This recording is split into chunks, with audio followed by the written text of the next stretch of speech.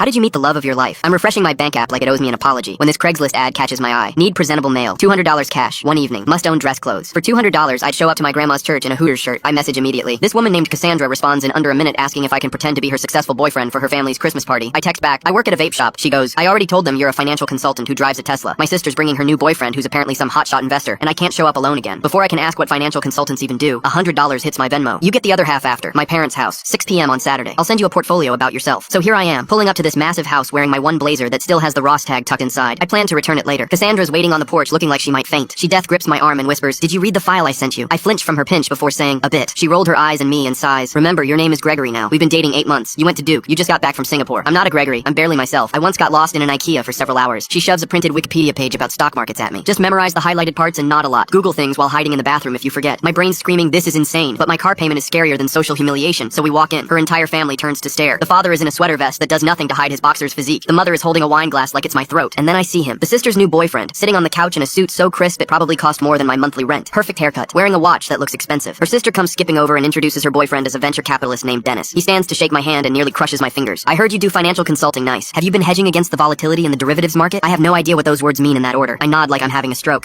Yes, we've been hedging a lot. Gotta keep them deals trimmed, you know? Cassandra's mom leans in. So, Cassandra tells us you just closed a big deal in Singapore? I panic. Yes, ma'am. The Asian markets are very Asian. Lots of potential there. Her dad narrows his eyes. What kind of deal exactly? My armpits are suddenly Niagara Falls. It was, confidential. Very hush-hush. ND as everywhere. Cassandra squeezes my hand so hard I lose feeling in my pinky. The grandmother looks up from her knitting with something like amusement. What did you study at Duke? Finance, I say, too fast. And economics. Finance, economics. Cassandra's mom crosses her arms. My nephew went to Duke. What dorm were you in freshman year? I didn't even know that dorms had names. The blue one? Dead silence. Cassandra jumps in. He was in the honors housing. Very exclusive. They don't even name them. Her mom doesn't look convinced but lets it go. Dinner is a minefield. Dennis keeps casually dropping references to his yacht club while I'm trying not to use my salad fork for the main course. At one point he pauses mid-sentence like he forgot the word he was looking for. Cassandra's sister jumps in to finish his thought. Weird. Then her mom asks about my Tesla. I say it's in the shop. Cassandra knocks over the bread rolls before she can ask a follow-up question. After dinner, her dad corners me in the kitchen while I'm pretending to help with dishes. So, I ran my own firm for 30 years. Let's talk shop. What's your position on emerging market volatility? I open my mouth and nothing comes out. I'm about to fake a medical emergency when Dennis walks in. I'd love to hear this too. Always interested in another professional's perspective. They're both staring at me like I'm supposed to perform brain surgery. Then I notice something. Dennis's expensive watch has the same stock photo face as the $30 knockoff my roommate tried to sell me last week, and there's faded orange sticker residue on his sleeve. Target clearance tag. Dennis sees me notice. I see him see me notice. We lock eyes across the kitchen like two sheep who just realized they're both wearing wolf fur. He clears his throat. Actually, I should take this call. He holds up his phone that definitely wasn't ringing. I nod aggressively. Same. Huge call. Singapore again. We both walk toward the back door at the exact same pace, neither willing to let the other out of sight first. Outside, I spot Cassandra standing on the patio. She must have slipped out during dinner. Her sister's with her, both having an intense whispered conversation. They look up when we stumble out. Dennis and I freeze. Her sister bursts into tears. Okay, I admit it. I hired him on TaskRabbit for $75. Cassandra's jaw drops. I found mine on Craigslist for $200. Dennis catches my eye and winks. So, you're single? We should grab food sometime. We've been dating 3 months now.